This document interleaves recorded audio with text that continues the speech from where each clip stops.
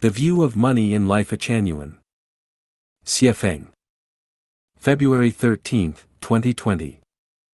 Money is a symbol of wealth, of which Lifechanyuan needs, material wealth, spiritual wealth and soul wealth. However, when money is transformed into currency, it becomes only a symbol or a medium with which to contract, circulate and exchange for goods and services. It is like marriage certificates, ID cards, and the like. Its value is only a representation of that which the people who use it recognize it to have. Currency can represent wealth, but is not wealth itself. When it fails to do so, then it becomes worthless. Just as in 2009, Zimbabwean $100 banknotes were not worth the paper and ink with which they were printed and had less value than squares of toilet tissue. The view in Lifechanyuan is to eliminate currency gradually. Most Chanyuan celestial residents never need to handle it, and we achieved this 10 years ago. In the new oasis for life, only the accountant who is responsible for keeping our money, and the purchasers who trade with the outside world ever have any need for it. Internally, Chanyuan celestials no longer keep money because no financial transactions take place between us. When no one has any interest in trading with money or currency, then getting along with each other becomes simple and their relations become particularly harmonious and peaceful. Over the past 10 years, Chanyuan celestials have been as close to each other as family members, as brothers and sisters or as close friends or lovers. We owe this to the sublimation of quality, but the Lifechanyuan's view of money has also played an important role. At present, since people outside Lifechanyuan rely on money to promote all production activities and the exchange of materials and commodities is carried out with currency, Lifechanyuan has to use currency with which to exchange for necessary supplies in the market. But as the Lifechanyuan mode of production and life gradually expands, currency will gradually disappear.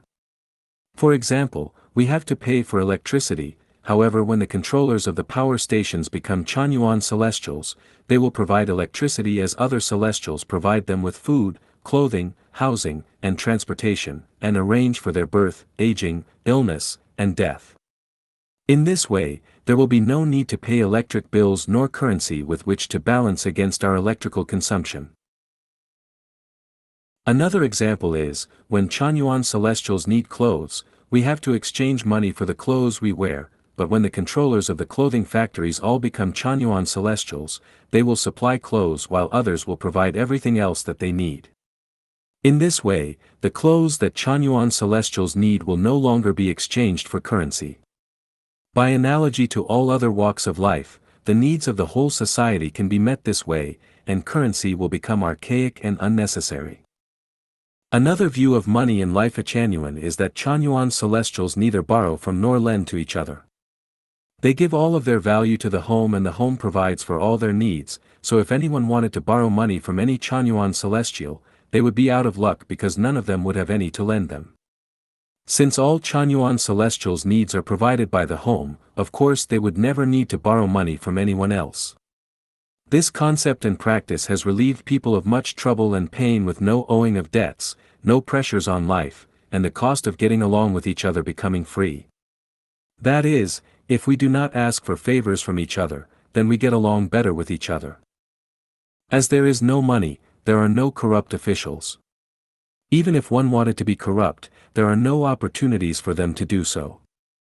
Chanyuan celestials living in the homeland have no chance to use money, so they cannot be corrupt, and even if one could find a way, what could they do with their ill-gotten gains and how would they use them? They could not spend them in the nearby community because hundreds of eyes would be staring at them, and besides, all of their needs would have been provided for them by the home. What would they need them for? Would they buy something secretly to make their lives easier or more luxurious than everyone else's? No way. If they did this, they would fall into disrepute, become notorious, and there would no longer be any place for them in the home. Also, Chanyuan celestials do not gift each other and they cannot form cliques through which to pursue selfish interests.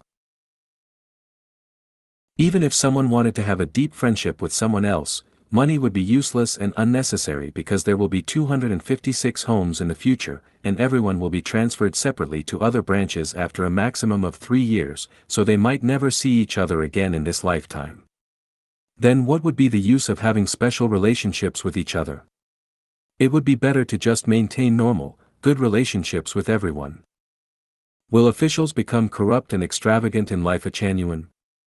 First of all, we have no officials, we have a chief director and branch directors, and from a secular perspective, you might say that they are officials, but things do not really work that way.